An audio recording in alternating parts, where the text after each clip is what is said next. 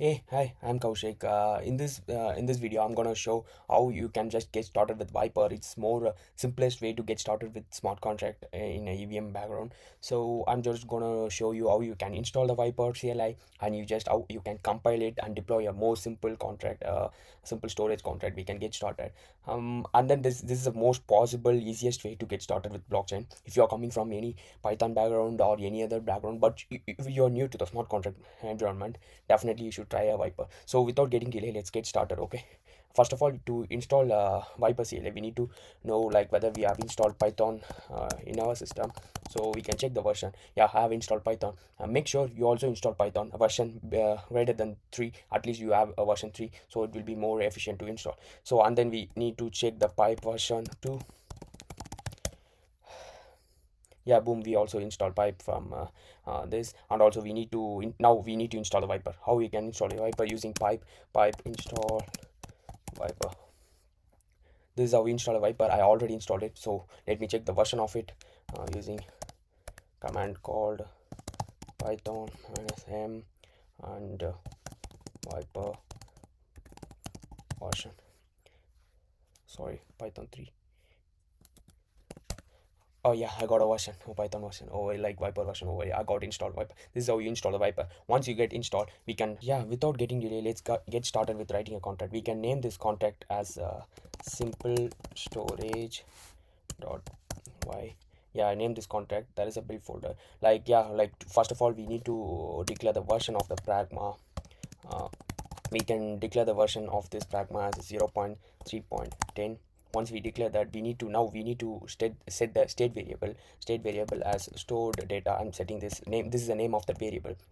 So once you set that, you need to give the like availability or visibility of that. It's a public variable, and it's a type is you UN256. So once you declare that, we can start declaring the functions. First of all, in the Python, obviously we'll be declaring constructor. Constructor is the first function. Whenever we call a script or whenever we deploy a contract, the constructor is the one which will be called automatically, right? So to declare that, we need to pass the visibility called deploy, and then dev, we can declare a constructor like this is how in Python we will obviously declare the constructor.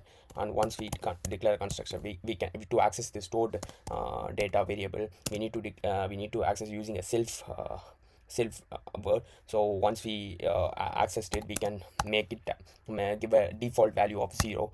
uh, and then we can just go on to the next function, which is obviously like which is a write function, so which is gonna set the variable value. So for that, we'll be marking this visibility as external, so anyone can be called this function from the external background. Also from any website, they can call this function. So it's external function, and it's also a write function. So for this function, it's a set function, so it has a params of x. It is also un256. We declare a data type, and then we can just access it using self dot stored data is equal to, I'm assigning the value to x actually.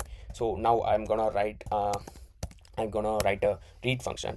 For read function, we need to use a visibility as view, because we need to tell that it is a read function, and it is also a external function. Anyone can call that. It's like it's a get function, and it's gonna return some value. So we need to declare the return value data type. It's also un256. I've declared that, and it is like we gonna return self dot stored data. This is how we write this contract. That's all. Like for example, this is the simplest way to write a simple storage contract. We first of all, we need to declare a pragma version, and we need to declare a stored data type. That is like a state variable as a name as stored data, but with this data type value. And then like we are declaring the constructor, we are declaring external write function, and we are also declaring external read function. This is how we declare. This is how the syntax works. So now, without getting delay, let's get started to compile this and deploy this using our previously installed Vyper CLI. So to compile this, obviously in Vyper, to compile, we have two options. Like, I mean, like we need to do two things. For example, we need to compile this contract as a ABI, and also we need to compile this contract as a bytecode as well. We need two things to deploy. So first of all, let's get started with the ABI. To ABI, we need to run this command. You can see like Python Vyper ABI, like it's calling the simple storage function, and then it's like going into it's like returning those ABI into the build folder batch which we have created over here. It will be going there. So yeah, let us compile. Yeah, see, boom, it is compiled over here, you can see. And it's returning. Yeah, I've declared it is as UN. I have misplaced the spelling, actually. That's not an issue. Yeah, boom, it's compiled now. So again, like, we can compile this as an even bytecode as well. So to do that, we need to change this as a bytecode. And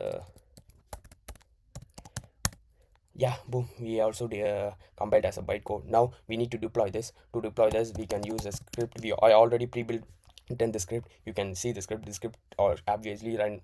You can write any contract over there, and you can compile those things. It will like get all this compiled build folder, ABI and bin, and you just declare over here, and it will be deployed to whatever chain we are declaring. For example, here we are gonna use Anvil. Anvil is like nothing but it's just a local blockchain. You can run in your machine local chain. Obviously, you can use your custom blockchain as well. Like, you can just declare some chain ID on RPC, and then you can do. For example, for this tutorial, I'm using Anvil. For installing Anvil, like, I giving all the commands down there in the description. Even like I've done some tutorial as well, so you can check it out to write. Yeah, let me start Anvil. Yeah, see, boom, it is started. Once you start that, you need to like run this script. It's called, sorry, deploy.py. Yeah, I have like misplaced the spelling. It's scripts, sorry. uh, it should deploy. Yeah, boom, it got deployed. The contract got deployed. Even you can see the contract got deployed over here. Yeah, this is how you, like, that's it. Like, it's a simple way you have deployed your own Vyper contract in a blockchain. This is how you do. It's a very simple thing. It's very like more like, I'm just in this tutorial, I'm just only showing you how you can install the Vyper CLI and write a simple contract and compile it and deploy. This is the one. You can just add some complex things over. Even I've written my own example over there. Down there, I've just given some complex contract over there. You can just refer to those example contract, and you can modify it according to that, and you can write it. Yeah, that's all. Thank you very much for seeing this tutorial. Let's see in next phase 2 of what we can do build with Vyper. Thank you.